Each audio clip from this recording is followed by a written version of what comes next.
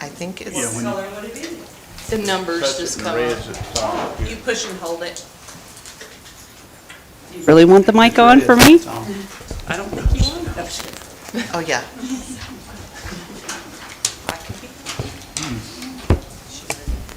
Okay, we'll stand and have a moment of silence, and then the pledge of allegiance.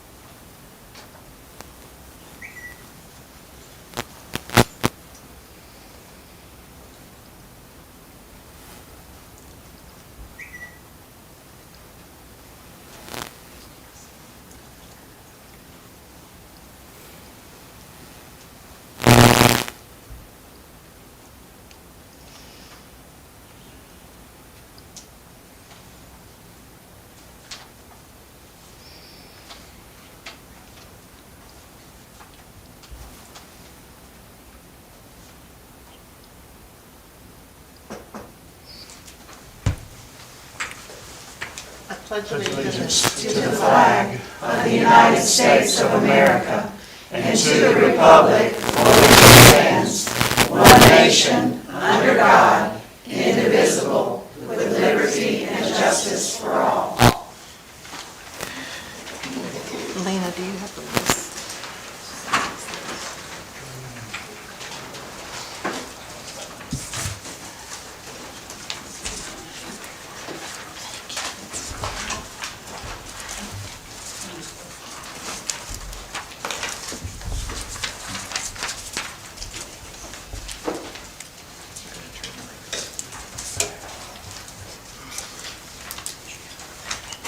Okay. We'll have public comment now, and I'd just like to remind everybody that the Pickens County Library Board shall allow 3 minutes per speaker for public comment. A maximum of 30 minutes shall be allowed for speakers at each meeting unless time is extended by a majority vote of the library board. Public comment is limited to matters relevant to library business. Issues relevant to library business are defined to mean information about library events, issues that the library has the authority to address, items listed on the agenda, and items or issues previously voted on by the library board or that the library board has the authority to consider or vote on in the future. The board chairperson may interrupt or stop a speaker if the public comment is irrelevant to library business, unreasonably repetitious, or substantially disruptive. No speaker may employ language that is obscene, scurrilous, or recklessly defamatory in comments that describe board members, any other participants at the meetings, or library staff, including their opinions, proposals, and duly constituted actions. No conduct shall be tolerated or allowed that unreasonably provokes or disturbs another or interferes with the conduct of a peaceful meeting. Board members may, but will generally not respond to comments from speakers. Okay, first speaker tonight is Lou Kay. Hi, I'm Lou Kay. I founded and now lead Students Against Book Banning based at Daniel High School. I was here in July, and I want to be very clear. The decision to remove any book outside of your own procedure is unacceptable. Without going through the proper process, this board has no right to remove the 10 books. No matter what your opinions are, you have to recognize that. You cannot remove books because a politician who hasn't even read them doesn't like them. I would like to take this time to vouch for one of these books in particular, one that has earned 2 places on today's agenda, one of the best books for teens that I've ever read, Flamer by Mike Curato. Yes, the book contains allusions to genitalia and sex. I know, it's terrifying. It's not like kids these days have cell phones or interact with each other. None of them have any idea what sex is. Despite what people who haven't even read it claim, however, the message of Flamer is not about sex. It is certainly not prurient. However, its main character does nearly make the choice to take his own life. This book is not a light read, but neither is reality. Sometimes kids kill themselves, and they often do it because they think they are alone. Books like this exist to tell them that they aren't, that there is hope. As I finished the book with tears in my eyes, I reflected on just how important that message is. Queer kids exist. You can't erase that. But if you erase these stories, then you put kids in danger. Mike Curato ends the afterword of Flamer by saying this: "And although living is scary and we continue to suffer, I would do it all over again to be able to write this book for you. To hope, to dream, to want love. These are dangerous acts. Fear and hope are bound up together inside of us alongside our flaws and our divinity. In this darkness, we can find an inner light to guide us, and there is a light in you even if you can't see it." He takes his subject matter seriously and does not sugarcoat the impact of racism and homophobia. Nor should he. We cannot become good people without understanding the consequences of being cruel and hateful. Even if it isn't a message that you can understand, please believe me. If you really want to protect kids, you won't remove Flamer. It exists to protect kids. Let it. Thank you. Karen Mims.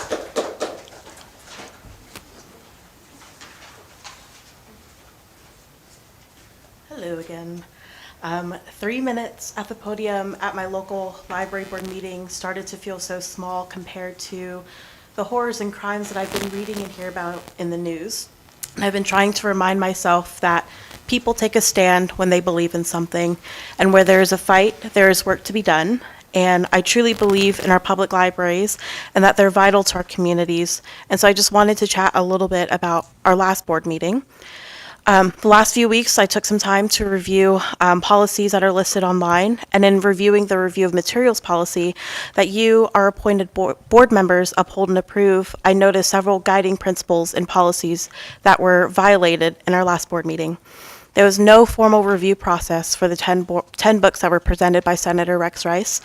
The review policy states that board members voting on an appeal must have read the entire book or examine an entire resource or accuse themselves from voting. And I know Senator Rice admitted to not having read the books, but have you all read the 10 books? And Senator Rice demanded 10 books to be removed, and that is like 9 more than what our policy actually allows. And yes, I understand that you are all working under political coercion, and there is state funding on the line. And in fact, Senator Rice has plenty of emails and phone calls from me about it as well. But also, all library users have a First Amendment right to read, view, and listen to library resources. I urge you all to consider that all of these violations from the last board meeting and how they seep into our constitutional rights as patrons. You have very talented, skilled librarians on your staff using their expertise to their ability. You're also losing staff members, and you're going to continue to lose staff members because of some of the decisions you've made in these meetings. And as always, I want to emphasize how vital libraries are to our communities. This is one of the last third spaces that does not consider your socioeconomic background in order to receive services. And that is extremely important for our primarily rural county. And of course, thank you to our public librarians who support all members and patrons of Pickens County community. Thank you. I'm going to ask that everybody just hold their applause and any comments they have, please. Janelle Rains.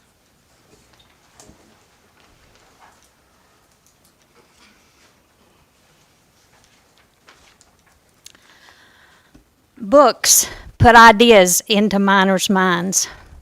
Let's make sure they are age-appropriate ideas. Many of the books you are purchasing and making available to minors are putting harmful ideas in their minds. Many of these books on your teen shelves do the following: teach minors vulgar, explicit, sexual vocabulary, promote and encourage minors to seek sexual experiences regardless of the health hazards associated with multiple sex experiences. Teach minors they can consent to sex and have a right to do so. Normalize and entice minors to experiment with anal and oral sex. Promote homosexual, bisexual behaviors in minors. Teach minors that seeking sexual pleasure at an early age is normal. Promote and teach minors solo or mutual masturbation is acceptable. Teach minors that abstinence is not cool. Teach minors methods of committing suicide.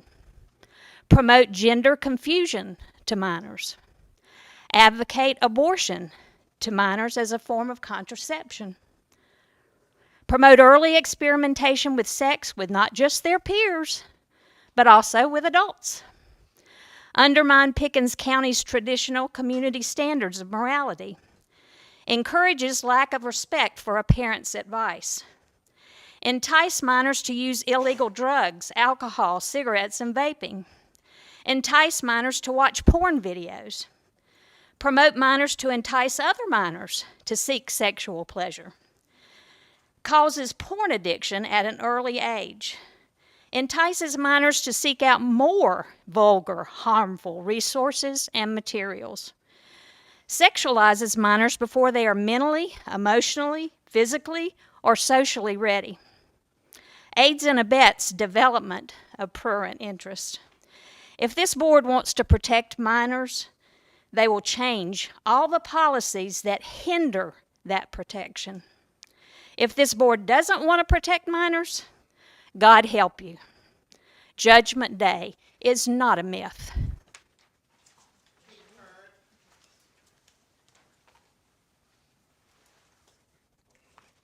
Good evening. My name is Kate Bird. Thank you for letting me speak tonight. At the July meeting, 3 of you voted to move 10 books from the young adult section to the adult section. That might sound small, but it has serious consequences. I'm speaker number 4, and what I say next has already been said, but I'm going to say it again because it cannot be said enough. That decision did not follow library policy. 9 of the books had never been officially challenged. 1 had been challenged, reviewed, and this board voted to keep it in the young adult section. According to policy, it should not have been reconsidered for another 2 years. There was no public input, and board members admitted they had not read the books. That's not protecting kids. That's bypassing your responsibility to follow policy. And the result? 3 board members gave 1 anonymous person the power to override the rights of every family in Pickens County. And they exposed the library system, the board, and the county to serious legal risks. I'd also like to talk about what's happening in these meetings. Senator Rex Rice has been given a platform, even though he holds no position on this board and has no authority over its decisions. This is not a legislative hearing. His presence here isn't official, and it shouldn't be driving your actions. If you're going to reconsider these books, follow your own policy and read all 10 books yourself, every one. Or, if you insist on citing the state proviso, then Senator Rice needs to take responsibility and have the legislative delegation invoke that process. That would require the state librarian to go on record and explain in detail how each book meets the legal definition of being prurient, using the Miller test and Ginsburg versus New York. And spoiler alert, they don't. It's often been said, even by board members, that those of us asking you to keep books in the young adult section like every book. That's not the point. This isn't about liking every book. It's about the right to read, the freedom to choose, and the belief that parents, not politicians or anonymous individuals, should decide what's right for their kids. That's what the First Amendment protects. It's not too late to fix this. Reverse the vote, follow the process, and respect all families in Pickens County. Thank you. Virginia King.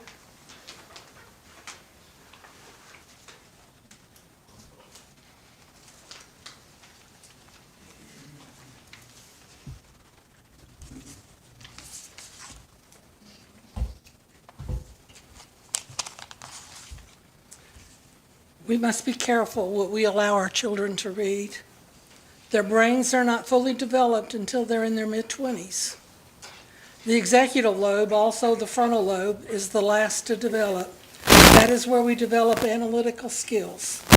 Before that, we take everything at face value, the best we can.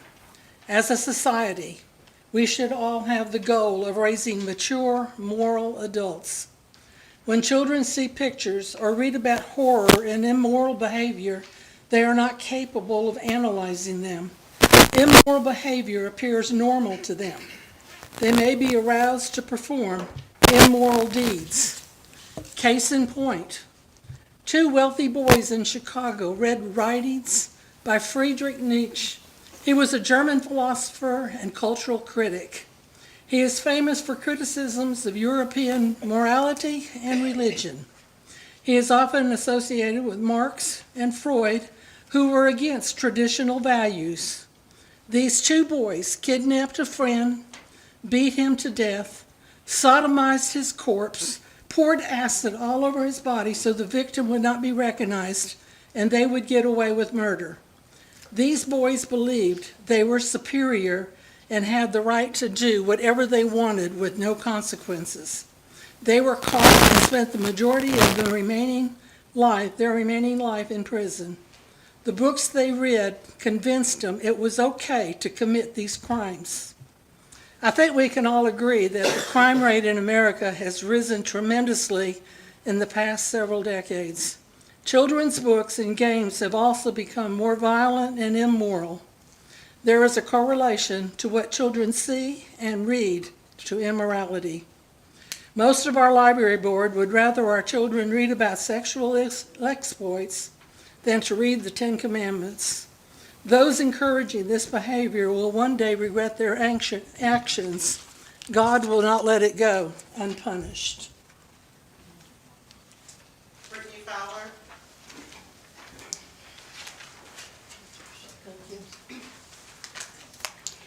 Good evening. My name is Brittany, and I want to begin by thanking you for your service on this board.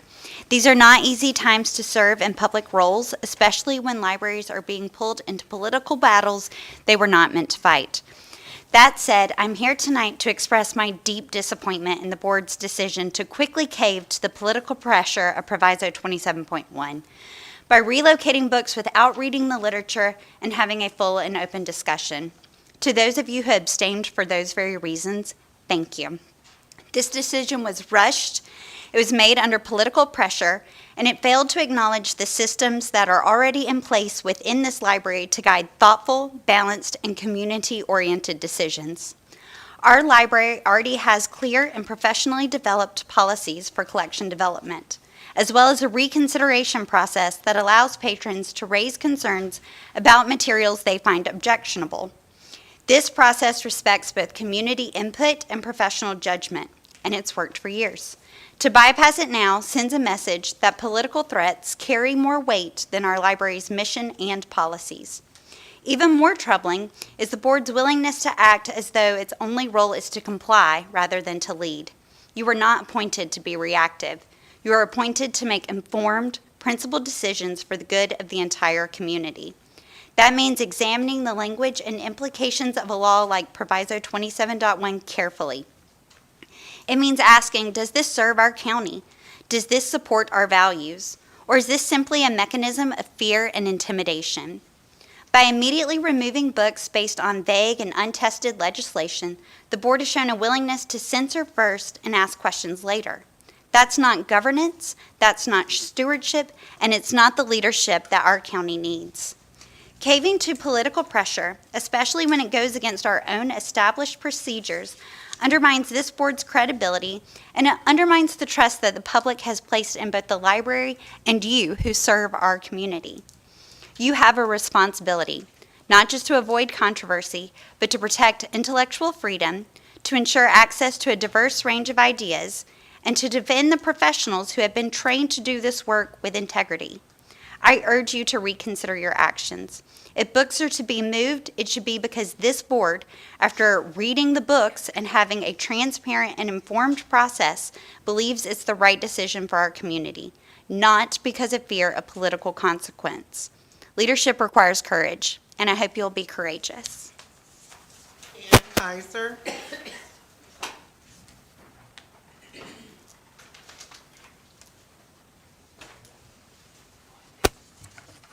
Good evening. 24 years ago, our country was attacked on this day. And everybody knows where they were, with whom they were with. The streets afterwards were quieter. People were kinder. They opened doors for each other. Traffic slowed down. There was a sense of civility that we haven't seen in a long time. And today, we're grieving yet another political assassination. I did not expect to make comments tonight opening with those words. Not at all. What I did plan to say, and I think may be more appropriate than ever, is I've attended these meetings for the last 18 months. The rhetoric has not changed. The tone and intensity have greatly increased to a point of civil discord. Each group is intent on being right, each of us. So I have an idea. I have a solution to offer up.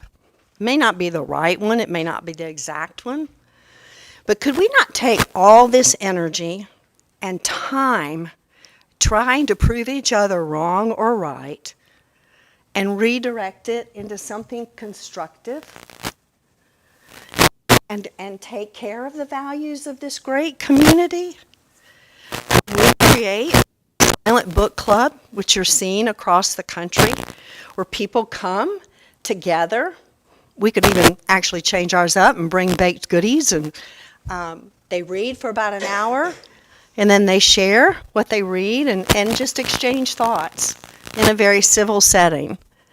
Could we not consider using this energy for something far more positive? It shows that those that are successful, they have a lovely venue. We have lovely venues.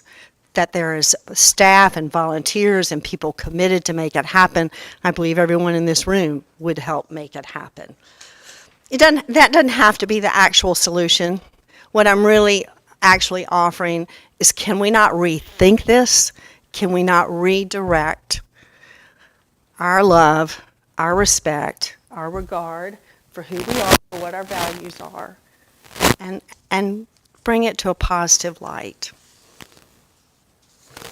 Thank you for your service, and thank you for listening. Julia Penna. I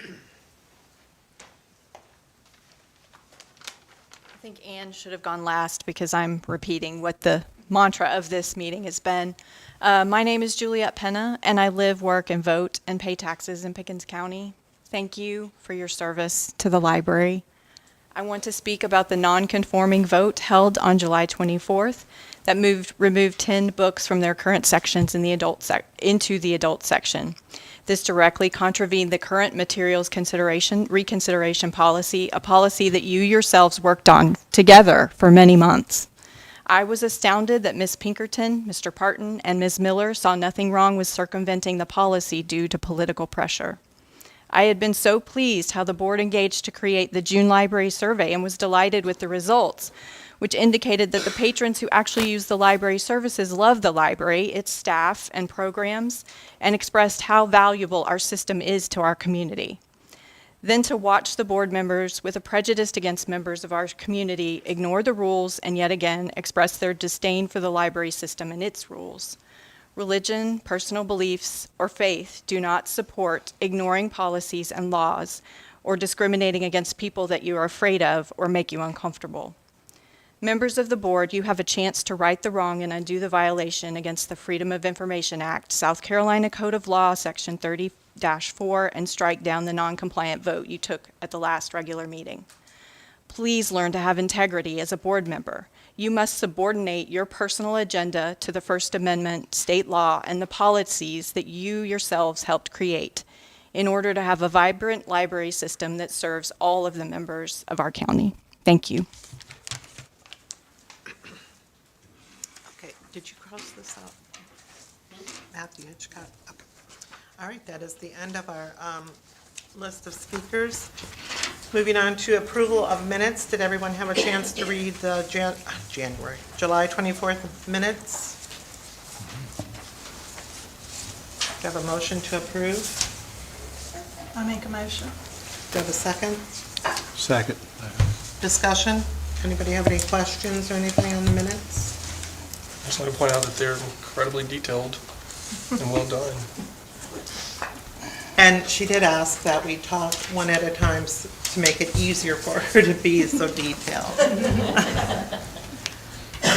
Okay, all those in favor of approving the minutes? Raise your hand. Okay. Library Director's report, Stephanie? At this time, I'd like to recognize Margaret Holder, who is the branch manager of this library, the Village Branch, to give a report, and then I'll give mine. Thank you for allowing me to have this opportunity to speak and brag about this location here. So the Village Branch continues to strengthen its role as a vital community hub through meaningful partnerships and the dedication of our staff. This year, our team's commitment and collaboration with local organizations have allowed us to expand programming to provide unique learning opportunities, to create spaces where the community can connect, learn, and thrive. These partnerships have been the cornerstone to the success this year by working closely with local businesses, educational institutions, and nonprofit organizations. We've been able to offer programs and resources that meet the diverse needs of our patrons. So some of these key partnerships that I want to share was the Food Share program. We just had rolled it out. When I spoke last year, we started out with 2, but now we've moved on up between 19 to 21 families that we're providing that service for. So if you're not familiar with Food Share, you can purchase a box of produce for $20, pick it up here. If you're on SNAP benefits, it's $5. So there again, that partnership providing that service to our patrons here in this area. Also, we had a community baby shower. We welcomed 192 attendees.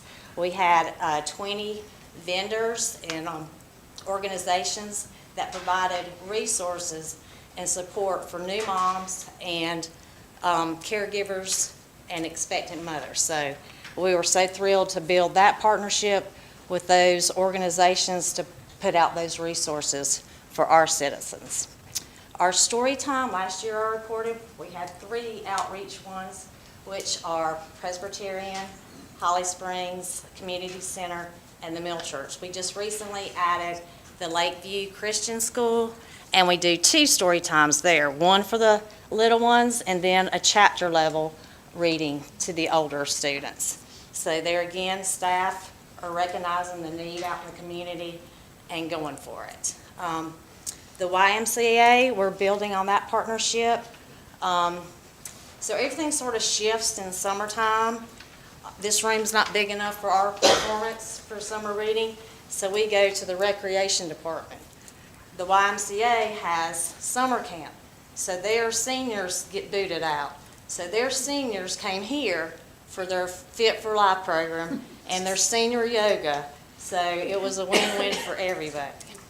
The State Election Commission, they had their annual training here.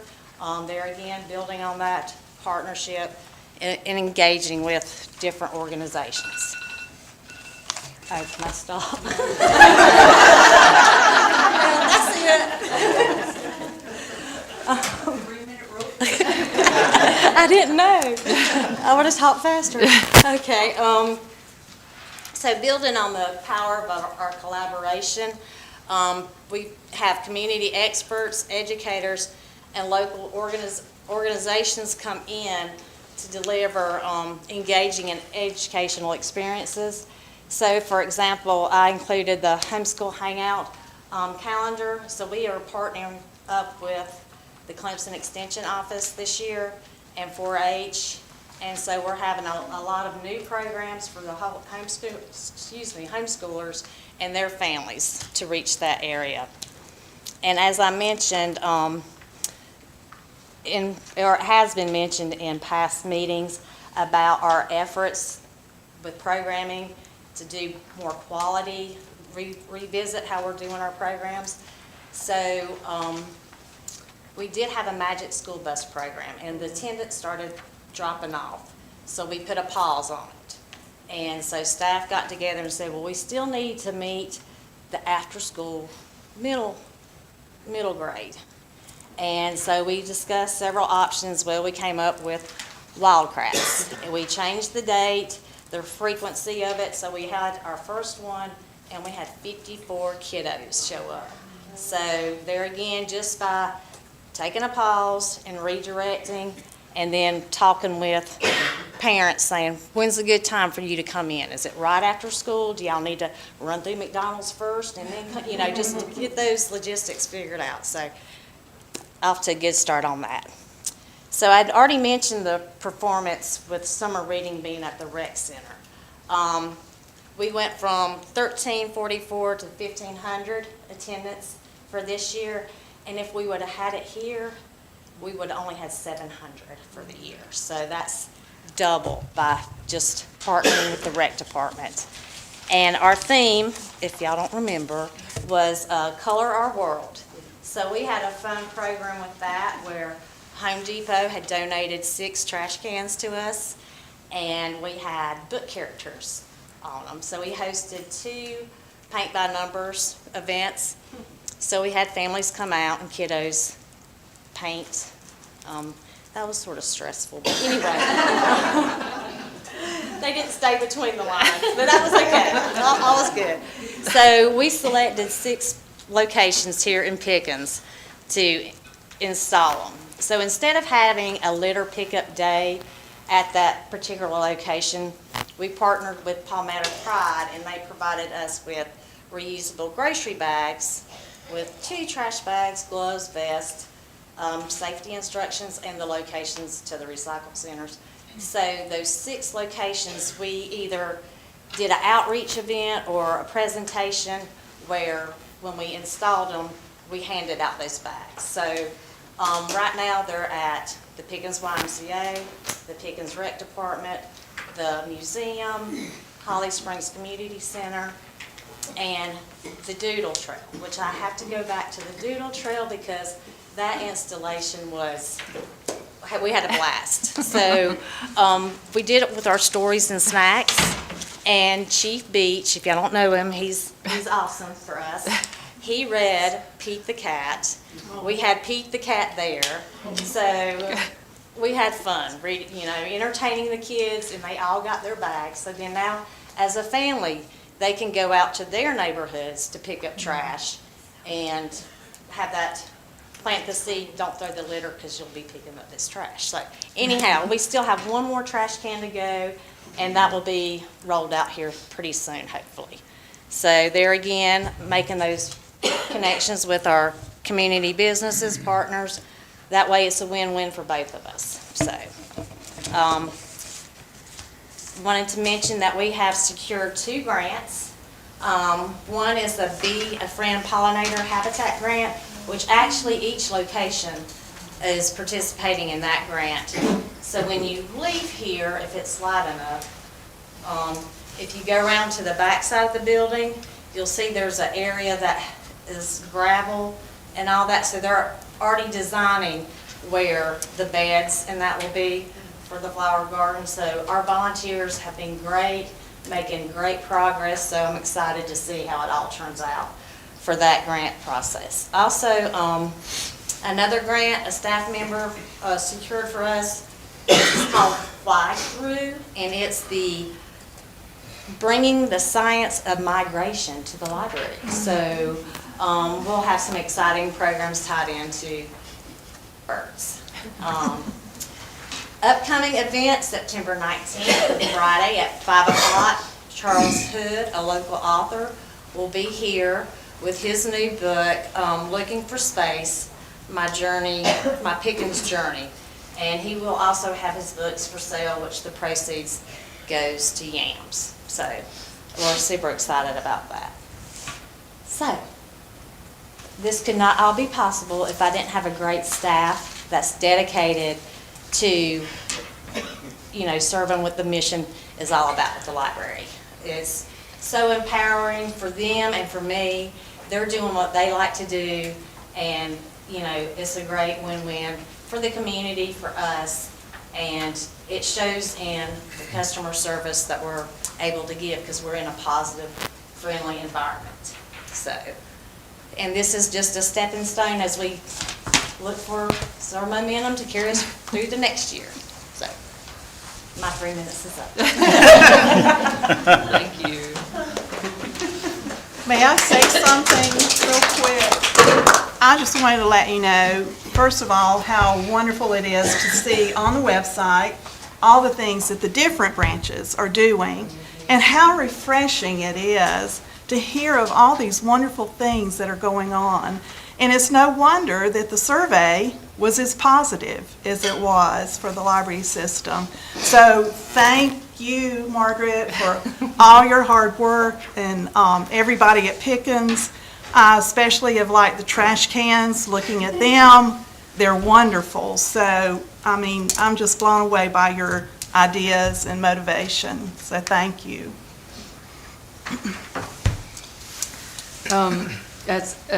Continuing on, Margaret mentioned a couple of their grants, the Be a Friend to a Pollinator Habitat grant that was at multiple branches, her Fly-Through grant. We also received a Pickens Rotary grant for a permanent story walk to be placed in Pickens. We're hoping that that can be placed near the Doodle Trail. Right now we have a sort of temporary story walk that we zip tie to the fence at the Doodle Trail that's really popular, but we hope through that grant that we can put a permanent nice story walk at the Doodle Trail or somewhere in Pickens. Also, we received the 2025-2026 United Way Education Impact Grant for our new Active Reading Workshop. The Active Reading Workshop will equip parents with tools to further their child's reading comprehension skills at home. A great education begins with support at home. Therefore, this program will provide parents with effective and manageable ways to further their child's reading comprehension skills. The program will equip parents with teaching skills and provide books for families to bring home. The Active Reading Workshop will teach parents how to read with their child versus to their child. The workshop will teach them the ABCs of active reading, ask questions, build vocabulary, and connect to their world. Using these strategies will strengthen vocabulary and comprehension skills for young readers by teaching parents how to go beyond only reading the words on a page. The objective is to give parents the tools that they need to help their child comprehend text, learn new vocabulary, and build a love for reading. One of our youth services staff, Vanessa, who also started our Mini Maestros program, which is an incredibly popular new program, put forth the idea and is excited to organize that project for the fall. So that was a great grant through the United Way that we received, and we'll start that soon. As far as buildings and grounds, the carpet at the Sarlin Library in Liberty has been replaced and looks great. I'd like to thank Adam, our systems and building maintenance manager, for coordinating that project and making sure that everything was handled smoothly. We actually had two companies in the library, one that was moving the entire shelves with the books on the shelves, lifting them and coordinating, while the other company put down the carpet, and then they put down and move, and so all of that went really smoothly. And that library looks great. If you haven't been there in a while, I suggest you stop by there. Other projects, we've begun a system-wide weeding project with a completion goal of November 15th. This will allow us to resolve shelf crowding issues and remove items that are seldom used and replace those items with new items all across the system. We started a new video series with our Digital Archives Lab and our historical room manager, Catherine, and you can watch those on our Facebook page.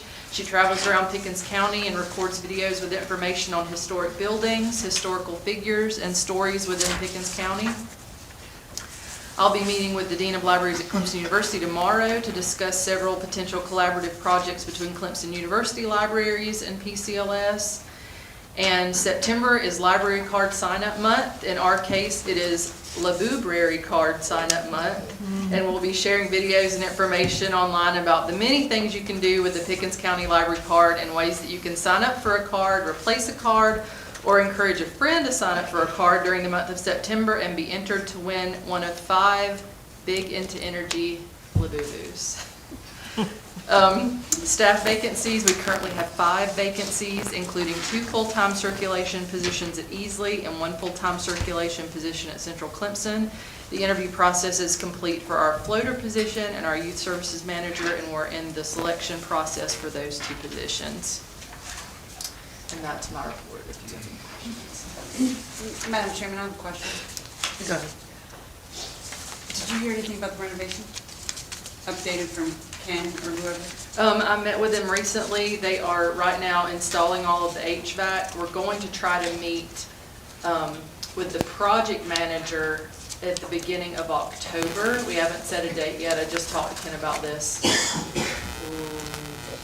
this week, I believe, or last week, to see if we can start some of the build out while they're finishing the HVAC project. Because there's some things, they need walls and things up to know what to do with the HVAC. So we're going to see if we can go ahead and get an architect involved and start that process as a preliminary meeting. Is this still March of 2026? Is that still for the AC or HVAC? Yeah, that's like, Okay. I hope and think that they will get done before that, but that's their like drop dead date, yeah.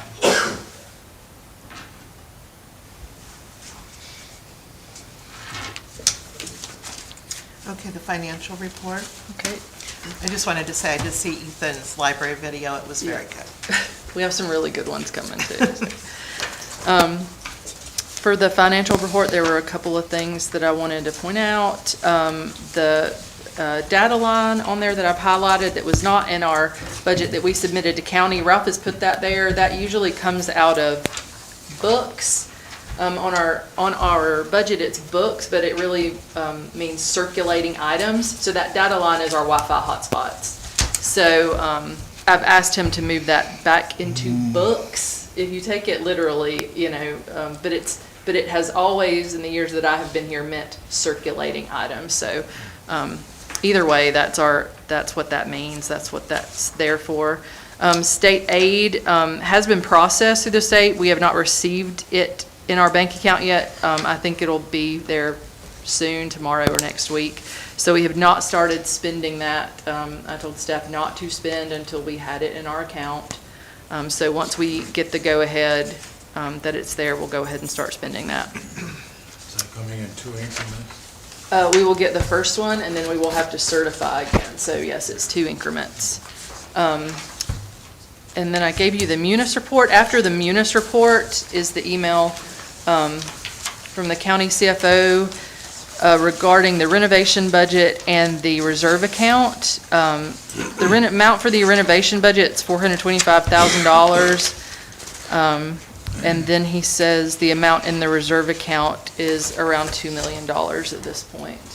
And I emailed him today because we were talking about something else, and he seemed to think that 425 was included in that 2 million, but I don't think that's correct. I think we had 2 million on top of that. So I asked him to clarify that, but that amount, the reserve fund amount, is the amount that we would potentially have to complete the renovation after this HVAC is done.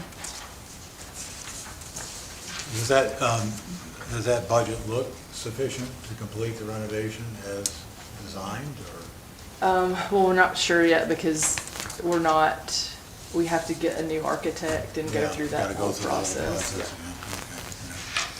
But, I mean, hopefully we'll do as much as we can do with that amount of money.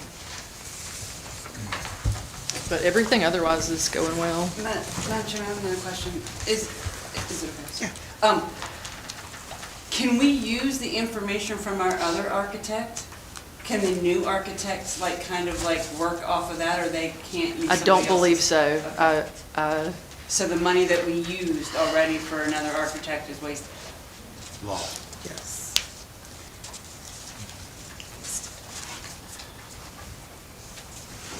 I would prefer to continue with our architect, but I don't know that that's a possibility at this point. Okay, foundation report. We currently have $78,801.28, and the credit was a leaf and 3 T-shirts, I believe. And How many T-shirts? 3. Yeah, we're running out of them. So for those that don't have them yet, we're running out of them and don't know that we'll have them again in that design. So I don't know if one of y'all wanted to talk about the foundation's doing great things. They have some great ideas. They are sort of moving forward with ideas about, we have donor walls at the Hampton Library, the trees in the entrance of the library. So we're talking about doing donor walls at each branch so that people who are loyal to their branch and want to support them in the library system can put their name in that branch. So they're talking about that and a lot of other exciting We'll be things. getting new t-shirts. New t-shirts. So buy more. So things are going well there. They're too. meeting, we're meeting on the 24th to discuss like the different donor walls, because each library will have its own theme. Yep. So that will be exciting. Okay. Bylaws clarification on nomination and election timeline. I'm going to let you. Okay, so as we were going through the minutes and looking at the recordings and everything for when y'all had this discussion, you all agreed that you wanted the terms to start in January, but there wasn't specifics about when you wanted the nominations to happen. And we just needed to know if you wanted the nominations to happen at that January meeting as well. Because it doesn't really make sense to, have all these new people coming onto the board in January. And if you're nominating before January, I don't think that was really what y'all intended to do. So if you want to, we just need to clarify that the nominations and the election would happen at that January meeting. And if everybody's okay with that, then that's just what we needed to clarify on the record, because we couldn't, I think the conversation just went to when elections would be, and we didn't get a real clarification on when nominations would take place. Yeah, Madam Chairman, I'd like to make a suggestion, and that would be if we could have a meeting in January before the scheduled January meeting, just to get the officers in place. Kind of like what the county did. Do they have that instead of their January meeting? No. Or do they have two meetings that I think night? they had 2 meetings. Yeah. Oh, okay. Yeah. But do you want nominations and elections to happen at that meeting? Yes. Okay. I think for the bylaws, that's what we need to clarify, that at that meeting, and then you can schedule whenever. So there's like we'll hold a special meeting to have the bylaw, or the nominations and the elections. Yes. But do you want that permanently in the bylaws? Because we may need to put that on the agenda for the next meeting. So the new people would actually start as of the regular January meeting. They would take off. Yes. Right. Take over. If you want to add that to the bylaws, I think we may have to vote on it in November. But we're just clarifying that you want the nominations and the election to happen at the same meeting. There's no reason to not. I can't imagine. Yeah. I think that's what y'all wanted. Oh, happen at the same meeting We instead of a effectively did it special call last time meeting? that Is that what? No, he's just saying that there's no reason not to have it in January. So we can put it in there to have a special called meeting in January. Put it in the bylaws. Put it in the bylaws. Let's But we'll have put to it on vote the it. agenda for a vote at the next meeting. Yes. And we'll take care of all of it. So for clarification, the shall be made at the March meeting of the board will be taken completely out. Yes. Right. That's And what, the it elections didn't of match these up. officers should occur at January meeting, and their term will begin in January. Yes. Okay, just Yep. clarifying, Yep. so. And we can just simply write some language and then have it ready for the November meeting. But we already voted on the term date, so at the next meeting, we will be voting on taking the nominee and the election in the same meeting, right? Right. At a Because we special, already voted right, at a to special change called it to meeting. Okay. Right. And So then, January to December, the terms are the same for the board is already voted on right, in the May meeting, right? Okay, Yes. Just clarify. I'm Yes. just making sure, Yes. so. For the 'cause officers. Bless your heart, you've got to write it, so we want to make it Yeah. clear, right? Yeah. All right. okay. We're all set on that? Okay, item 5B is a vote to move the list of 10 books submitted by Senator Rex Rice from the young adult collection to the adult collection. Because of the letter that we received from the board attorney, I'll go ahead and read that so everyone knows what she wrote. She says, "Thank you for your patience as I looked into this matter. In short, to ensure clarity under South Carolina's FOIA requirements, the matter should be placed on the September 11th agenda and voted on at the board meeting. Further, the issues involved may raise broader legal considerations, and given that my role is limited to advising the county government in my capacity as county attorney, I would therefore recommend that the board seek independent legal counsel for further guidance. I trust this approach will provide clarity for the board and help ensure that any action taken is procedurally sound and in the best interest of Pickens County." So we are going to, with that being said, there needs to be a motion to move the list of 10 books. Whoa. According to Robert's rules, you actually need to rescind or reconsider that motion that was passed. You only can do that the same evening. Reconsider, rescind, you can actually do it if no action has been taken place. We took action that night. You can do it, if you're one of the winning parties, you can do a reconsideration that evening. Okay. Right, during that particular meeting. In this particular case, if you've made a decision, and then 2 weeks, 2 months, 10 years later, you decide to do something differently. So today we're deciding to do something differently to make it crystal clear. The reason we did it last time was, there's a term called exigence. You can add things to the agenda when you have exigence. It's like current to the situation. But there was a line item on there where there's perceived exigence for having that discussion we had last week. In this particular case, the attorney has pointed out that we have some other considerations related to this, and the last thing you want to do is ground any kind of legal action that is taken against the county and a lack of procedural adequacy. So we're just doing the same thing we did last time, is my impression of what we're doing here. But what about the actions that have already taken place, You like can a signature? You can include And that. books are in the adult section already. That can be included in the motion. You can say, we would like to replace, the previous actions. We don't have to take a separate. Oh, okay. Right, so it's kind of what you're talking about, right? But it's not the same sort of procedure. Yeah, now Robert's Rules is, it makes it easy for everybody to get their voice heard, but there's a lot of ins and outs. So that was my understanding when I started looking at it, right? Because, some folks were complaining that they thought that the law, that what we did was illegal, right? But it falls back into that gray area where it's not specific. The exigency is, kind of a description for that particular group at that particular time. So y'all felt like there was exigency to add it to the evening, right? So we didn't, there shouldn't be a perception that we did anything wrong, but what she's saying is, because this issue has the chance to become a real problem for everybody, let's make sure that it's crystal clear, it's on the agenda, this is what we're going to discuss, people have had a chance to talk about it. So it's not a backup from anything you guys did, it's not a finger pointing. What about a motion for her signing what if it doesn't go the way we had another motion involved too, Right. for her to be temporary chair. Well, you should architect it into the way you express the motion, right? That we will, as an action of this, we will replace the signature, whichever way it goes tonight. So does that make sense? Because I'm not comfortable with my signature being on that way if we put the books back where they were. Yeah, that's fair. I'm not comfortable with that. Yeah, but then you're in the same spot that they were in, right, when they decided they didn't want to do it. So I'm not saying that what you said as far as rescinding, that's something that you do commonly. It's been 10 years since I taught this stuff, right? But my understanding is that would be for that evening if you had prevailed. Not the loser can't bring it back to the table that evening, but the winners can. Hey, we made a mistake. We need to add this in there. So we're just saying, we may, according to our attorney, it wasn't crystal clear. There was some gray area around the exigency. And so we're just going to go through that discussion again. That's it. We're bringing it back to the table. And that's well within the rights. What if we didn't get as much money as we thought we were going to get in our budget and we had to make an edit? It's the same thing. Is that fair to you? Yeah, except for the books have already been moved. So the motion to move them again makes no sense unless we...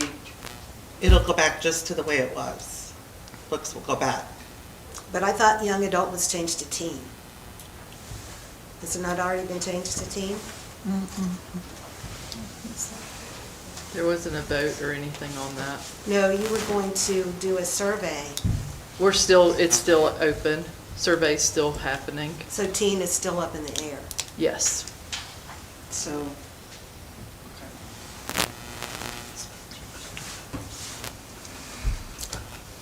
Go ahead. So we need a motion. This motion needs to be very, very clear. Because it's getting a little bit confusing here. Because there's been action made which my understanding, and thank you, Henry, I thought the rescinding of the motion means if there's any action on a previous motion already made, that you have to cancel the original motion out first and redo this. So, and if there's any action, like a signature of a contract, a check signed, anything like that, that was like the books being moved, any action was taken, then the motion could not be rescinded. How about this? If we're replacing it, it's a nuance, right? But if you feel better, make the first motion that we rescind all the action to the previous meeting, and that's the way it can go. Was there a deadline on the state forms to be signed? So if we rescind this and the money is already on its way to us from the state, and they decide to rescind the money, what does that mean? It's never happened before, so they would have to Well, figure first that they would out. have to deem that what we have in the library is period, before they would even take the money away. I don't think they'd have any problem doing that at all, personally. But we're not here for opinions right now, we're here for a discussion of what is the legal description of period. And since none of us read the 10 books, we have no idea if they're period or not. Well, according to our policy, we have, and according to the law, we have the librarian telling us that she did not, deem any of the book period under the dictation of the law, right? This seems like a discussion. According We to have our a motion. policy, it's only reconsideration books are only have to be read as a whole. The discussion we're having right now, that you kind of did a point of order, Sorry. right? Point of You just order. read the You're point of right. order. You're right. Is this part of that point of You're right. order, or is it You're part of the discussion? Because, No, you're right. this is going No, to... let's do this. There needs to be a motion to move the list. It goes back, are you going to make a motion to rescind last meeting's vote? I'll make that motion. I make a motion to rescind the last meeting's actions and the signatures and downstream events associated with those actions, and to relitigate it this evening. Do you have a second? I'll second that. Any more discussion? All those in favor to rescind it? You're not voting to rescind it? Okay. Did you vote to rescind it? No. Okay. Did you vote to rescind? Yeah, I did. I voted to Okay, rescind so it. it's rescinded now. Okay. Now, the motion that we need to put on the table is that, the motion that was done last time was that there needs to be a motion to move the list of 10 books submitted by Senator Rex Rice from the young adult section and put into the adult section. I have a point of order here. Okay. Right? I have no intentions to vote at all in the next part of this process. The only reason I'm voting to read the consideration is because we have the legal person that represents the county expressing to us that that's an action that we should take. Right. Right, so, I'm a little conflicted here because, I'm not going to be compelled to vote for or against this, regardless of my opinion about the books. So the reconsideration looks like just, It'll be what was it the lady said, which one of you guys said that we should actually take a stand and that we should do, reconsider if we've not necessarily represented the will of the community in the way that we acted last time, right? That's why I would vote to rescind it. I'm not going to take any participation in the architecture of anything that would plus or minus other than the rescinding. Okay. So do you have is there going to be a motion then, or no motion, to move the 10 books that Rex Rice wanted moved to the adult section? You need a motion? Yes. Yeah, I make that motion. What was it? That a motion is to move the list of 10 books submitted by Senator Rex Rice from the young adult section to the adult collection. That's what you voted on at the last meeting. Second? No, not so far. You need a second? I'll second. Okay, any discussion? My impression would be that as part of that motion, there should be an additional line that says, we vote to, because we can vote to ignore our own rules. So we vote to suspend the rule that we have, that puts these things through a particular process in favor of moving the books based on the proviso. Because we have to suspend our own rule to do it. So to be able to do this, we have to ignore our own rule, or we're violating everything that we talked about the last time we debated this. You missed out. It was wonderful. So what you're saying is we'll go against our own policy again. Yeah, so your motion should say we want to suspend the rule. Because we are ignoring our policy. That's the criticism that we heard earlier from the folks who support the library. So you have to actually vote to suspend your rule if you want to suspend your rule. That's not what we did last time. Those of us that abstained pointed out that it was breaking the rule, and they said they didn't care. And that So should they be have to add done, that into it. that should be done, Henry, before we make a motion to move the rules, right? Suspend the rules. Well, you need to put it in the, you can do it either way you want to. I would like to see it in with the actual motion. Okay. Let me, Well, we have that discussion first. yeah, let me make that motion. We have an amended motion. Wait, if you want to do it as beforehand, then you can retract your motion, we can come back to it, and then we can do whether or not we want to suspend our own rules. Okay, I was going to retract my motion in order to put the two together to suspend the rules and to move this. That's what I thought I was hearing. No, but you said, you had a good point, right, that maybe we should do one before the other, and that makes it real clean, because it's individual decisions. So that's fair. So you do it either way you want to, it's your motion, right? It does make it crystal clear which way we're progressing. Okay. Right. So my motion is this, that in this motion, we move to suspend the rules, the policy of moving books. And then in that motion is that the 10 books be moved to the adult section. All right, I need a clarification because I'm not exactly sure what's going on right now. If we make a motion that we're going to ignore our policy, what does that mean for the future? Just for this motion. All right, but We made a motion the night that you weren't here we made a motion to pass the chairmanship over, right, to someone else. So if you're going to suspend your rules, if there's a reason to do it, right, like an emergency situation or whatever, you have to vote to suspend your rules. That way you're not breaking your rules, you're suspended the rule. so it's only for this particular thing. Right. But I still am concerned about what this does for the future. Why did we spend all that time making policies when we're going to rescind policies? And it just doesn't make sense to me. The exigency they're arguing for us to suspend our rule is that the political pressure that some of the folks mentioned earlier, right? We're looking at losing the funding for two of our more important, or maybe potentially having it held up, two of our more popular programs. So that you're right? This is where the political conflict, it contrasts with what you're trying to do from an operations position to run this organization, right? So you're asking the right question, but we should vote to suspend our rule, and then we're not breaking our own rule. We chose not to, or we chose to. And then if we choose not to break the rule, for whatever reason it doesn't prevail, then they can do a motion where we consider something differently, right? But we're just methodically move through these different things instead of leaping over it. Because we don't want to be back doing this again in 2 months. So it's incremental, what he's talking about. He had a good point, and it's his motion, right? So if we agree to split the rule, good to go. If not, we agree not to split the rule, which means we go through our entire process. There may be a different way to architect his particular intent, which is to try to comply with the proviso. But there's nothing really saying that we're not complying with the proviso. Well, that may be the case. He made the motion, and then we need a second. Do we have a second? I thought we already, okay, second.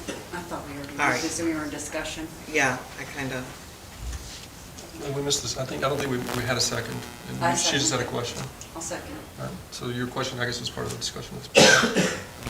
Now, my question is, what rule are we, because reconsideration is the policy where someone from the community is reconsidering and then we have to read it as a whole. So what rule, by us choosing to move 10 books to the adult section, what rule of the policy are we breaking to do that? As a library board, we are allowed to move books. But it is in our policy that we must read the books that As a we're, reconsideration policy. And that is- She stated last meeting that she doesn't read them all when she puts them on the shelf. but in our policy, it says in order for a book to be moved, a person has to file a reconsideration. The other part to this, and I may be talking out of turn, I'm not sure, but I still need some clarification. I'm sorry, but I'm not comfortable voting on anything until I get this in my head. Part of the proviso says, if I read it right, that books are not to be moved by certain, just picking a section here and there out of the book. It's to be the entire book as a whole. Right. Is what's supposed to be considered. Is that not right? Yes. That is correct. I'm not Stephanie, sure, help me. I'm not sure that that's part of the proviso. That is not part of the That's part of like the Miller test and things like that. The but definition of prurient. But it is not, that specific thing is not in the proviso. Okay. So picking just parts out is okay. If there's any prurient material in that book whatsoever, whether it's 2 words, 3 words, or the whole book, that's the proviso. It doesn't matter if it's only 1 page, 2 pages, or the whole book. If there's any prurient material in that book. It's way the local board's responsibility to decide what's prurient. Correct. It's our local board. And the state attorney general has made that very clear. That he's decided he's not going to weigh in on it. It's the local board's decision. And that also means it's a local Placement of board's books in general. responsibility for the financing state aid too. So it's our responsibility that if the state aid is taken away, that it's the library board's fault then for that too. Correct? By your definition, I mean. All right, this is another point that I need to be clarified on also.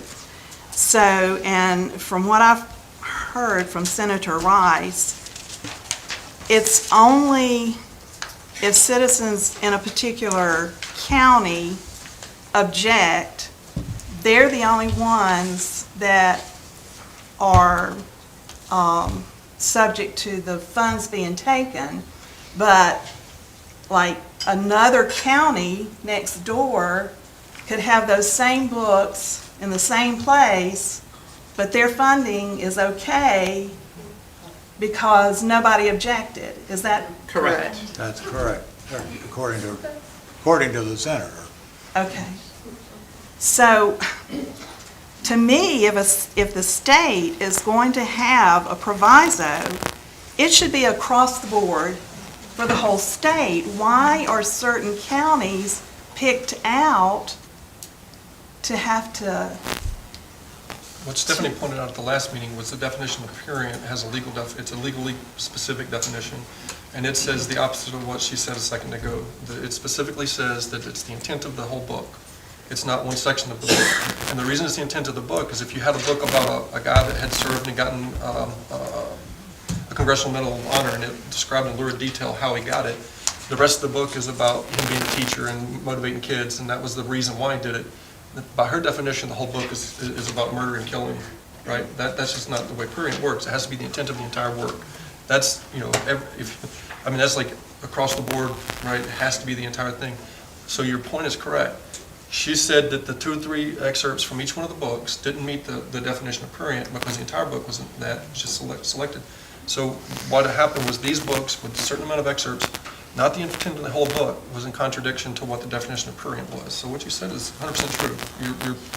You're on the same thing that we were all on last time for 3 hours. I'm sorry, I was absent at the last one, and I'm sorry to be having to go over this, but I don't feel comfortable. The other part to this was, one of these books that's on here went through the process of reconsiderations and everything, and it was voted by this board to stay where it was, but now because somebody's can override us, it's moved? Right, and that doesn't follow our policy either, because they are not to be reconsidered for 2 years, which is what we all Right. agreed on. Okay. So we had to vote to suspend the rule because we're breaking our own rules. Yes, that's where I'm very confused. And I'm No, sorry, you're but I am yourself. very confused You're on not all of confused, you this. pegged the exact dichotomy of the situation that we're in, right? The irony of the catch-22 here, right? You know, I'm sorry, there's a bunch of words I've learned from books at the library. The whole idea here is we broke our rule, right? And we discussed that night, and it prevailed because the folks, you know, they indicated that they didn't care that we were breaking the rule, right? So we have to make that decision to break the rule this time, right? So they've got to prevail exactly on that, not necessarily on the main motion, but they have to prevail on breaking the rule first, or change it, or making it so we will break our own rule. Susan, what we're dealing with is really an ill-defined process that's come before us. We have a well-defined process, but this isn't. The process seems to be that any citizen can provide a list of books without verifying that they've read them, right? And then the legislative delegation appears to be able to just pass them along without having read them. Yeah. And we're supposed to vote on their placement without having read them. Right. So this it's a very ill-defined process. I agree in general, we should stay with our process. We can evaluate all 10 books on this list in due course, using the regular process. So what Henry's suggesting is that, all right, we need to have a motion to not use our process. I mean, we could invent a new process that deals with the legislative delegation request. I suppose we could invent it, but we don't have one. So. Or we just don't vote to you're entitled to not vote to rescind our policy. Well, you're entitled to do whatever you want, right? But what you're missing, Alan, I think that this is an important part of this conversation. You're right.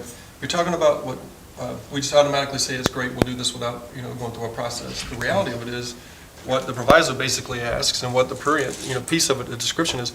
The library professional gave us her opinion, right? So we don't have to break our rule, right? You guys get to choose. You don't have to break the rule. So the next discussion is whether or not we're going to vote to automatically move them, or we're going to say, based on our librarian's review, which is what the process says, she said it wasn't prurient, we're going to go with what she says, we're going to sign this thing that we don't have prurient information in the library, and then it goes on to a further state process for them to come back and say, oh, no, those books are all, the intent of the entire book was something, egregious and over the board, right? Or people can bring the books in front of us using the reconsideration process, and we can evaluate them. We can do it, but once we say no, they suspend our funding until the librarian, the state librarian goes through that murky process Senator Rice was unable to explain. But we don't know that. So we have a motion and a second? To suspend our rules. Yeah, One more okay. thing, I'm so sorry. If we vote, I'm sorry, y'all, I just, You're asking the same questions we've all asked, okay, so just go ahead and ask them. if we vote to keep with our policies in place and to take these books one at a time for reconsideration, then that state funding is suspended.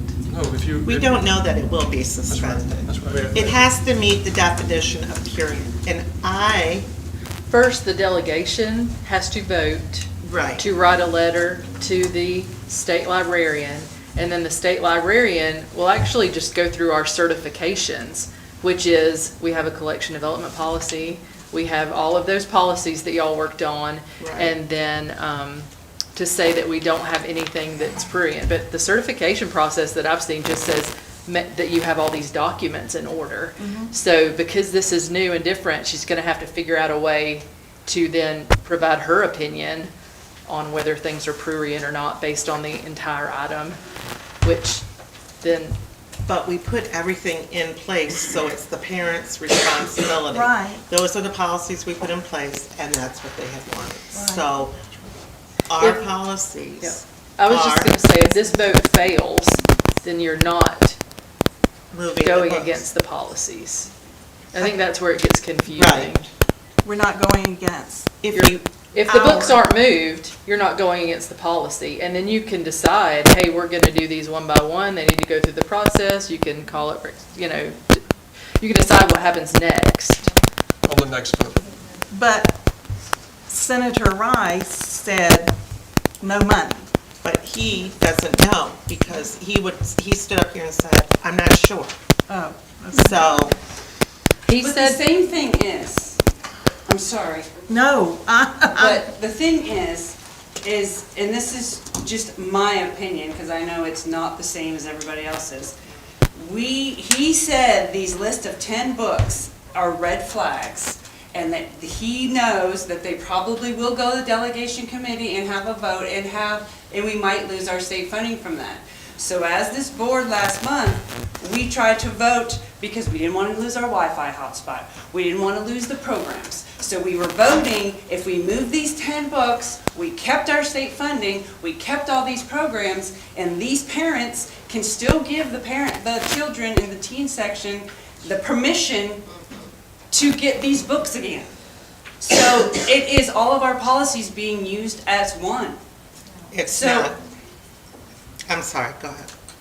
So we did the right thing, even though you guys don't think we did. We kept the state funding and still gave the right to the parent to make the choice. So that's just my opinion. And I agree with that opinion too. Thank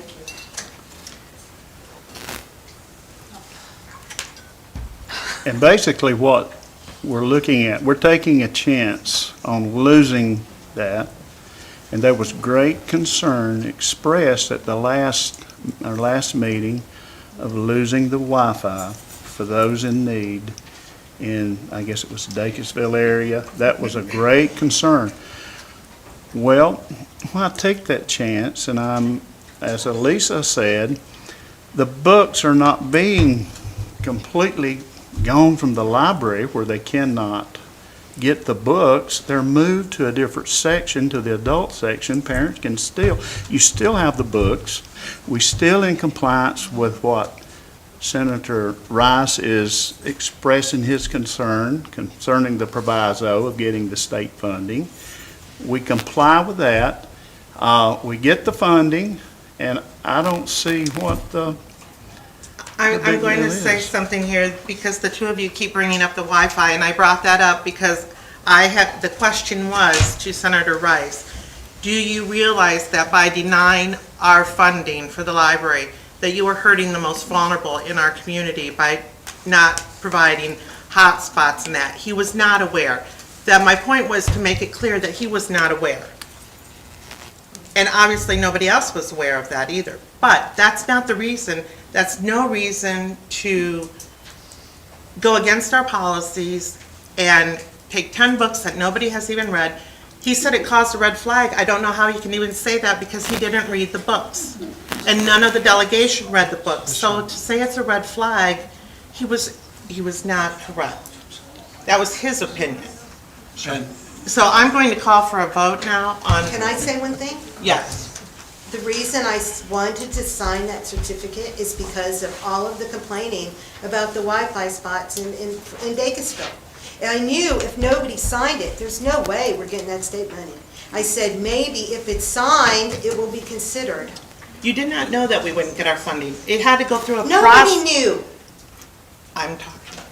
The thing is that it has to go through a process to lose our funding, and that'll take time. So no one can say for sure that by what you all did, granted our funding, because if I would have just signed it because I believe there's nothing current in the library, we still would have gotten our funding, because somebody would have to put it to the delegation that they believe that we have current stuff in the library. All right, I have one more question. I'm so sorry, but Stephanie, if we get that state funding but we're not moving anything right now, and they find that we didn't deserve the state funding, what happens? I'm not sure how they would get it back from us. He could certainly suspend the second half of the funding. I'm not sure if they would have to sue us to get that money back after we already have it in our account. I mean, this proviso's never been like this before. These are new things that, and we may be the first going through it, but there are other libraries that are going to start, other bigger library systems that are going to start going through this, and they're going to have to figure that out. But first, I think that money will be in our account while it goes to the delegation, it goes to the state library, Well, as far as they know they've right sent now, it already. it's signed and the books are moved, right? I mean, as far as they're concerned right now, so no wonder we're getting the funding. Because as far as this delegation committee's concerned, is that we signed the compliance, the forms are there, and these 10 books were moved, so. And if this vote were to stand, which brings up the next item on the agenda, you have to consider that now you have reconsiderations coming in to move the books back. Well, what happens when you move one book back? Stephanie, Do they take our money? Just point of clarification here so we're all on the same page. The document that you signed was a preliminary document. It wasn't the final document, right? No, it's final. It was the final, so when we came that evening, we were talking about signing a preliminary document, but she signed the entire collection of The documentation. budget document. Yeah. The certification of the state funding. Whoever, and I think we ruled that because I pointed out that there were other documents that needed to be signed too, and she signed those, and that's what was sent in. Okay, all right, so she should sign every bit of it, Yeah. fair enough. One needed to be signed in front of a quorum. The others just needed to be signed by the acting chair, not in front of the quorum. So she signed the one in front of the quorum and then signed the other one. So the entire package gets resent if it goes a different way? Yeah. Okay. It could, I mean. But we have to get past whether or not we want to break our own rules again. Yeah, and then Lori could sign those documents and or whoever, and I'll resend them. Okay, so the motion on the table and the second is to, how was that read?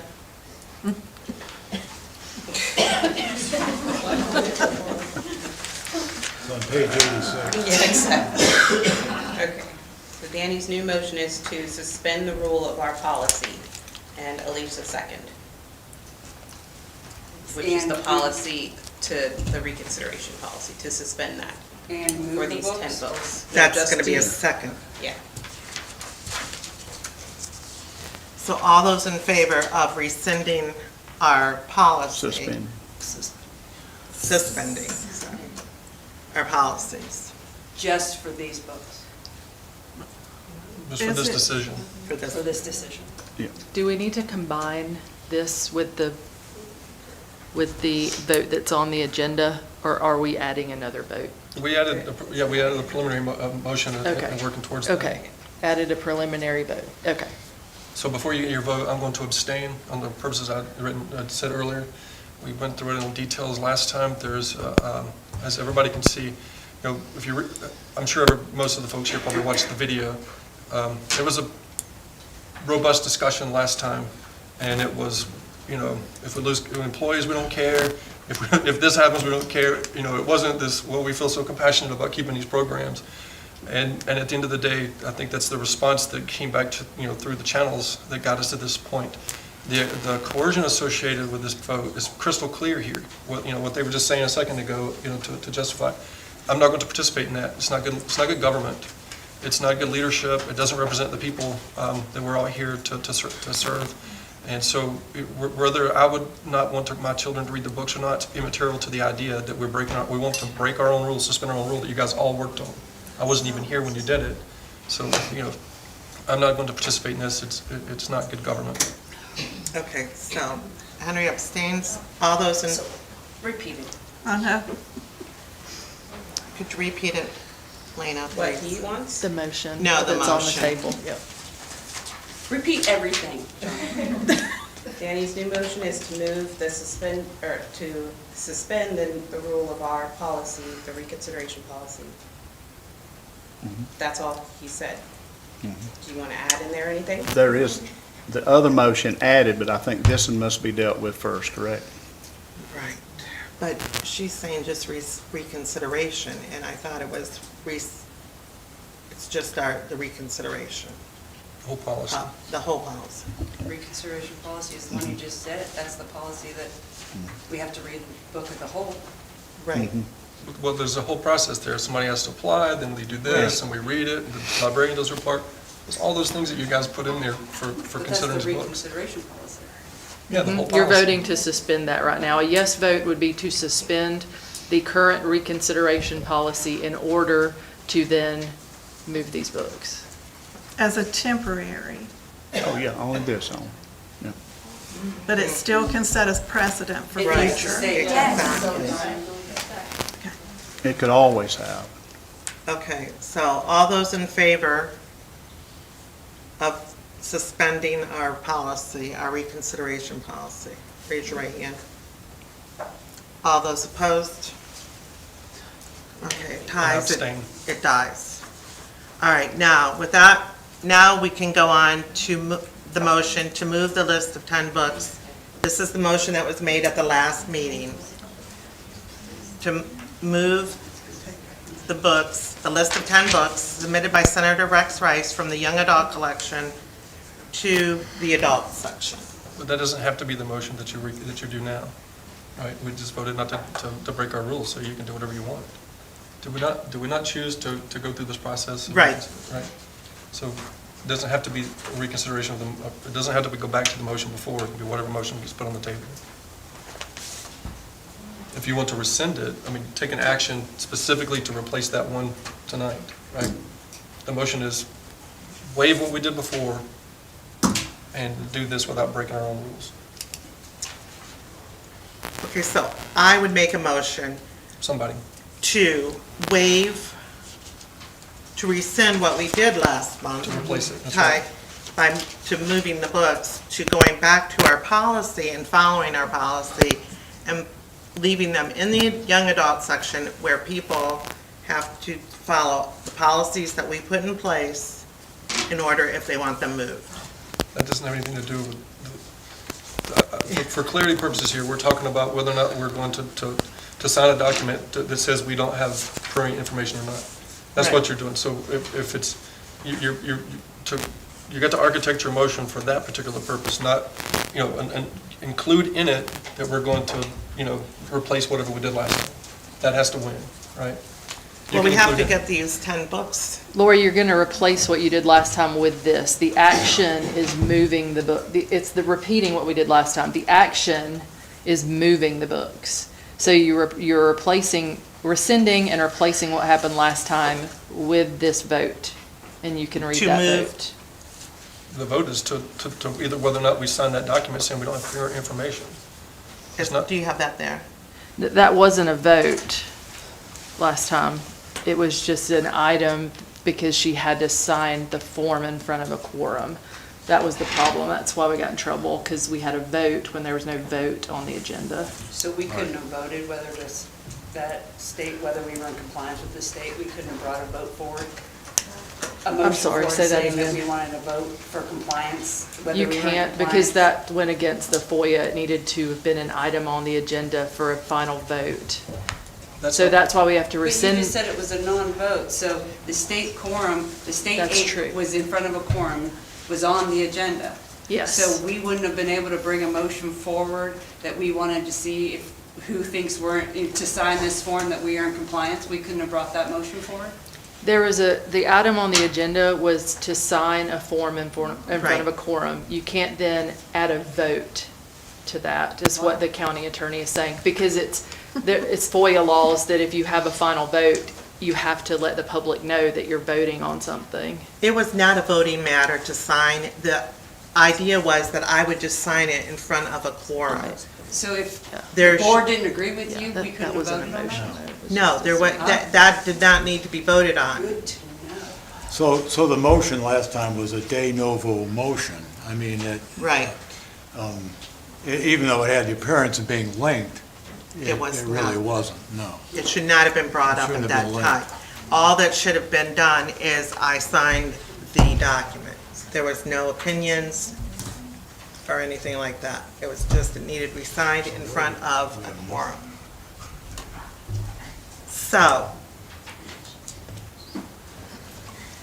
So the vote to move the books last time was not a legal vote. It's null. So we have to do something now, whatever it is, replace it with a vote. My understanding is that the attorney was just in question, not sure, but it could have been. It's what I'm understanding with that vote. She says to ensure clarity, under the FOIA requirements, the matter should be placed on the agenda, and that was not on the agenda.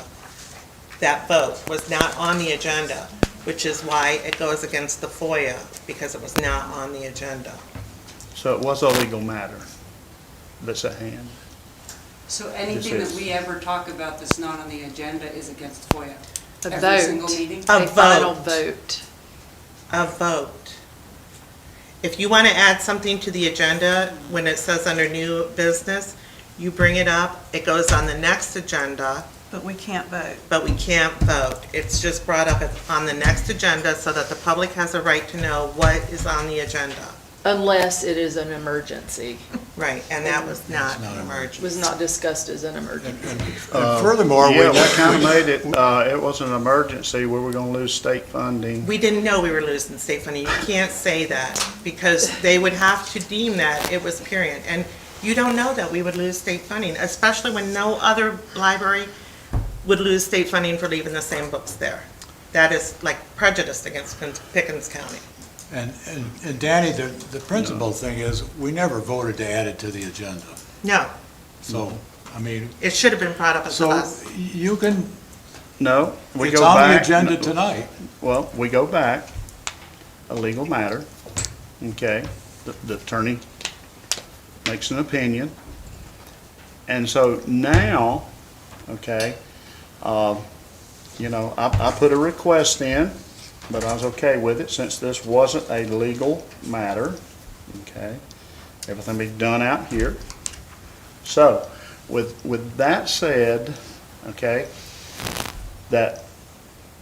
that vote, okay, that's just, it was an emergency. I promise you, it was an emergency of us losing our funding. You don't know that. And you put in a request to go to executive session for the legal and that's not what executive session is. Executive session is for contractual items that are being discussed or personnel. And legal matters. No. The contractual is this, we were signing off to saying we were in compliance. You weren't though as a board. It No. was only that she had to sign, you didn't even need a vote for her to sign it. Right. She just had to sign it in front of a quorum. She didn't need this board's permission to sign Right. it. It was just that she had to sign it in front of a quorum.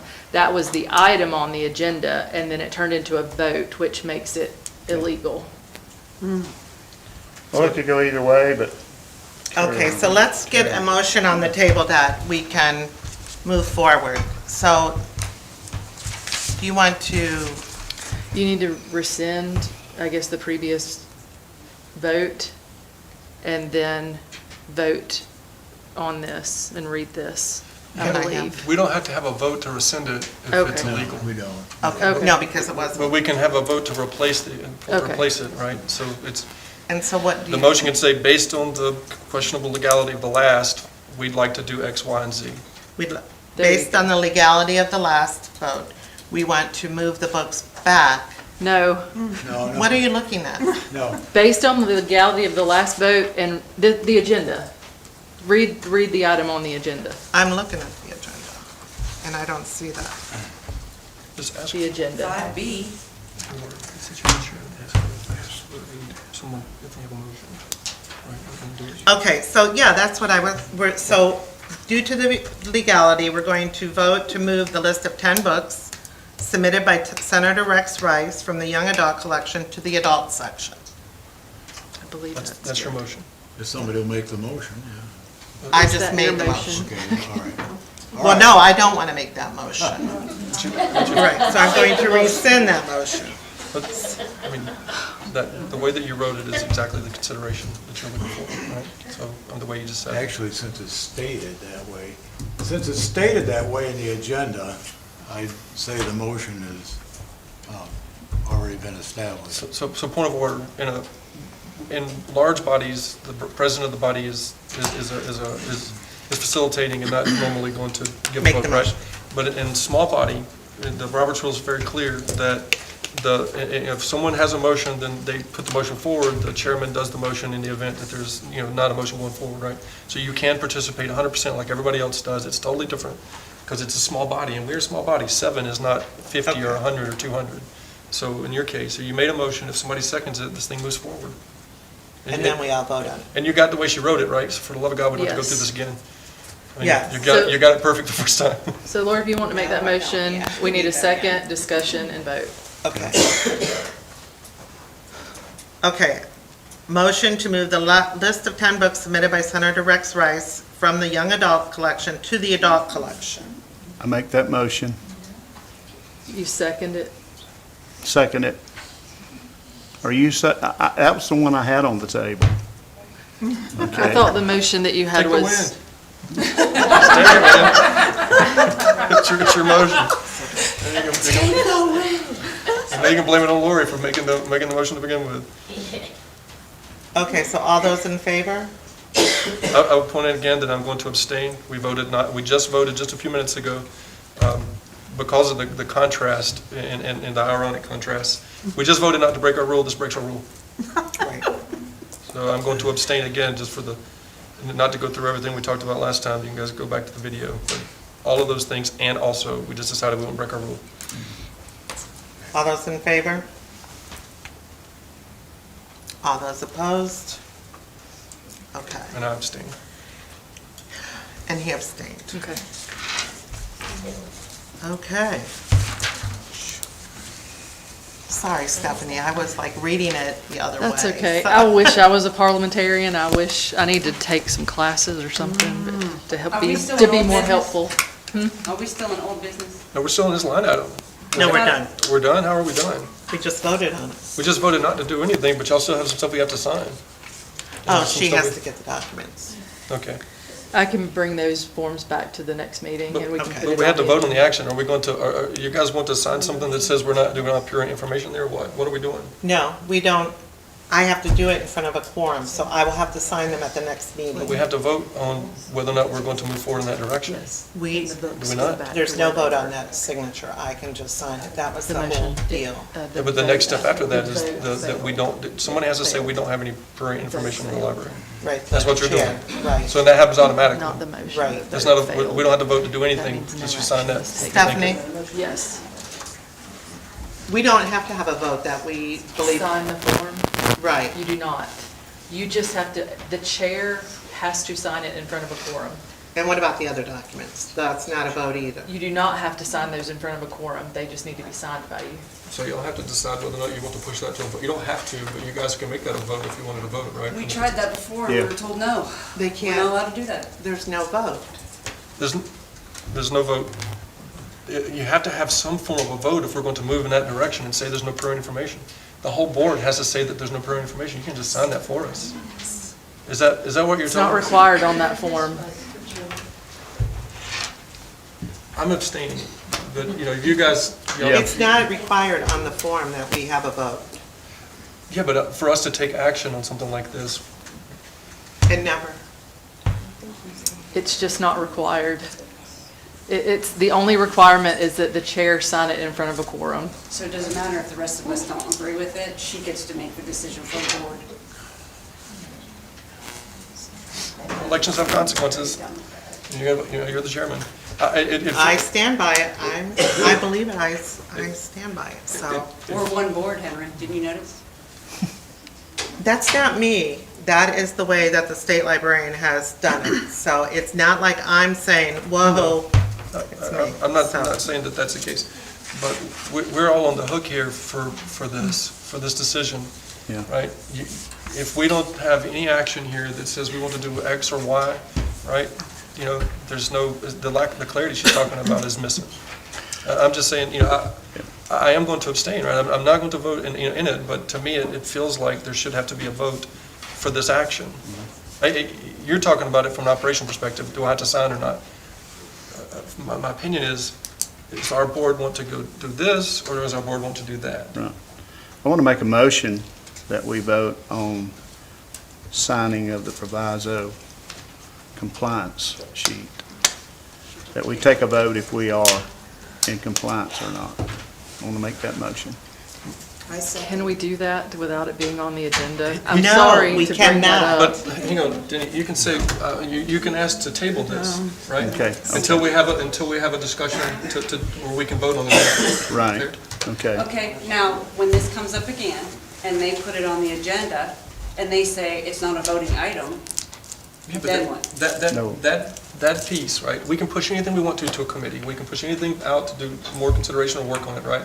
So all you're saying is, before we do, you're making a motion that says, hey, I think we should have to debate this thing and be on the table about it, right? That's what you're basically saying. Yeah. You guys want this normally, right? This is not counter to what we're talking about. And then it gives everybody, plus or minus, the understanding of why we would do it the way you're talking about. Okay. Right? Versus the way that you It's guys a vote. had It's intended on to do record. before. Yeah. And it's not going to cost us, that much effort to have, a meeting in the next 2 to 3 weeks. She's looking at me like, I got to write all this junk up. I get you. But at the end of the day, it's not going to take away anything. It's not going to hurt anything. But it does give us the accountability in front of these folks for the way we're making our decisions as a board. Absolutely. And if the board prevail, if you guys all together say, under the confines of the proviso and the definition of pruriency, we believe there's none, win that vote. Win that vote.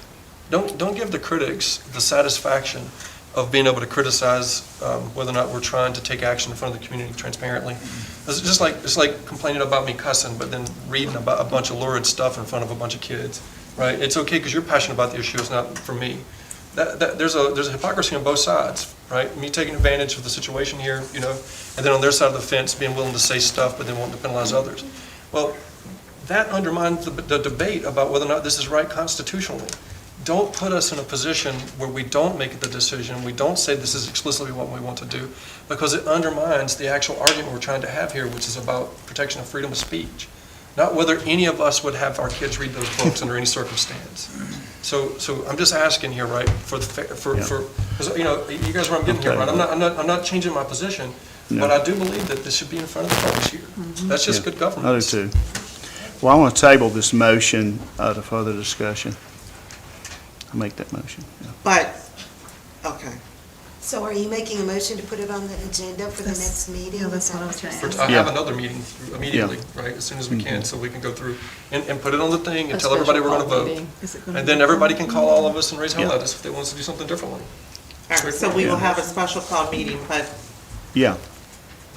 Say your motion again Okay. for Lena. Yeah, motion to table this till we have a special call meeting to discuss this matter. State, signing the state. Yeah, signing the state form. You have to have a second. do we have a Chair second? back. I second. All those in favor? Okay. Now, We're still in old business, right? Before you move to new business?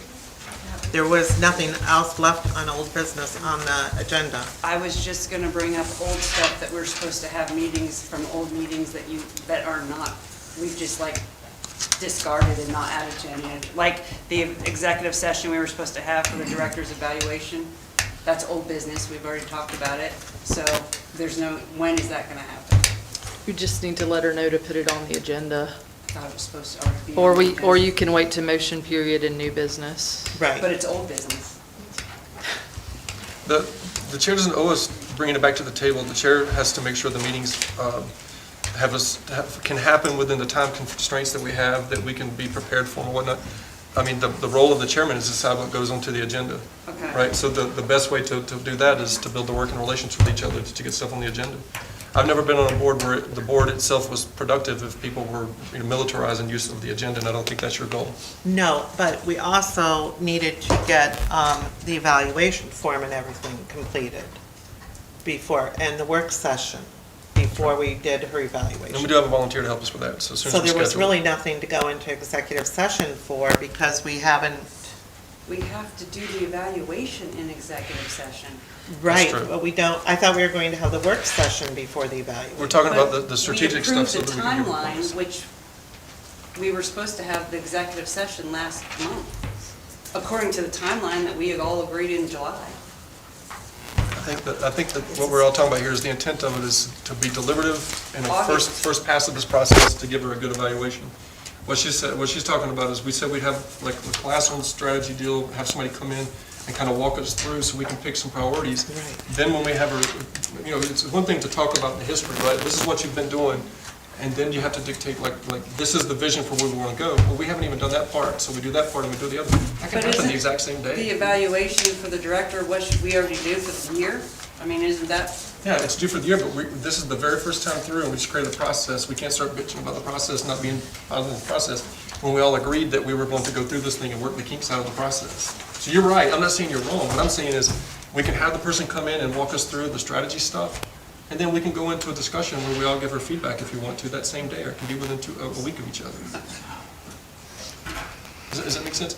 I mean, no, there's no bad guy in this particular, scenario here, right? But, man, I'm just wondering how to get things on the agenda, because you just call her up and say, hey, can we get this on the that agenda? doesn't work. Well, then, I've never received a phone call from you. There's a lot better Because way I to. won't call or email, because I want it in writing. But this is also. Didn't we all get a letter that said we should all be treating each other nice tonight? Yes. Everybody get that letter? I'm the only one that got it, right? I mean. All I'm saying is, like, there's, Yes. it's not that you can make snappy remarks because you think that somebody's being disrespectful to your ideas, but then not see the other side. That's the hypocrisy that some of these folks have such a big issue with. So let's just be nice to each other tonight, because if we want to argue again, I'm game. If you want a paper trail, go ahead and just email, and that way there is a paper trail. So, and that way it can be brought up. I did it. Where And is copy it? the board clerk too, that way when we're drafting to send to her, it's on there. Right, that is a good idea. That's what we had decided before, that everything would go through Lena, because she types up the agenda, then sends it to me for the approval. So send it to Lena. I'm not hearing a response. Is that good with you to send it through Lena? I thought you were talking to all of us, not just me. I'm sorry. Well, you, Yes. because you're the one that says you want to email it. So we decided before at a previous meeting to send everything to Lena, and she disseminates it through the board. Because she's the one who puts the agenda together. I thought you and Stephanie did, I'm sorry. She writes it out, she sends it to me and asks me if there's anything to add. But if you have something that you want added, send it to Lena, she'll put it on there. Then when she sends it to me, I see it on there. Okay, and do I have to do that for stuff that we have tabled previous, like to remind you to put it back on, or? Yes, anything you want to discuss, Like I send did it with to the her. bylaws, like send it to her? Yes. Okay. If you, I don't know if you guys have done this stuff before, right? So I want to not give the perception that I'm arguing with you. But if you have something that wants to be on the table, right, you can bring it up for new business. You can bring it up in a lot of ways like you just did, right? But at the end of the day, we've all been, these processes are all kind of murky, and we're all kind of new to it here, right? So we can change any of it. There's, none of it's like trying to get over on anybody or whatever, I don't think. It's up to us to kind of live within those processes. And if you get the feeling that, hey, look, I can never get anything on there's usually an explanation for it, right? So the chairman doesn't owe us by like ever bringing anything back up unless you table it with a timeline. If you table it to a particular date when you make your tabling, that can be brought back up before that date, right? Because we guys said we would do it by that date. If you just table something, things get tabled to die, right? So on the parliamentary side of it, this is totally against the other meeting. You just got to figure out, like, how was that thing tabled? Did she really have to bring it back, or did we table it because we just, we were stuck? Yeah, the rules are there for us to have structure around what we're doing. Okay. Are we good now? All right, the new business. Matters to be added to the agenda by appropriate motion. I guess this is like a moot point now that we have voted to move everything back, so there is no policy reconsideration. The next meeting, the next called meeting is November 20th, and we'll be setting up the special called meeting for, Stephanie, are you not going to be, you're going to be out of town, aren't you? I'll be here the last week of September and then on. Okay, so it'll be the last week of September, we'll have our special called meeting.